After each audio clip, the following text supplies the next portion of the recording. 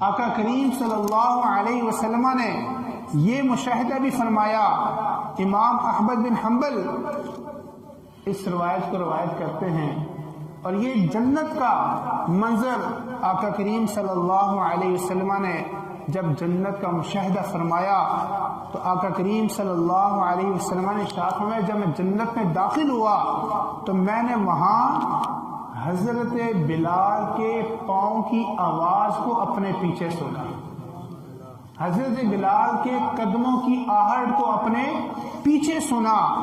وہاں حضرت بلال جبرائیل امین رضی اللہ تعالی عنہ عرض کرتے ہیں یا رسول اللہ صلی اللہ علیہ وسلم، یہ آپ کے مؤذن حضرت بلال ہیں جو آپ کے پیچھے جن کے قدموں کی آہٹ ہے. جب رسول کریم صلی اللہ علیہ وسلم معراج سے واپس تشریف لے کر آئے، بلال کدھر ہے؟ مکہ میں ہے. بلال کدھر ہے؟ مکہ میں ہے. حبشی غلام ہے، رنگ کالا ہے لیکن حضور کے غلام ہیں.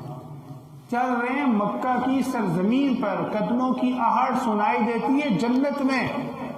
پوچھا بلال عمل کیا کرتے ہو؟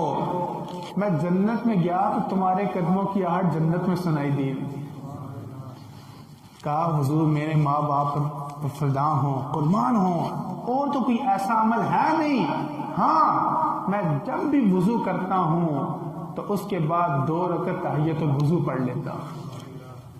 یہ عمل مجھے ہے، باقی اس کے علاوہ تو میرے پلے کچھ بھی نہیں ہے.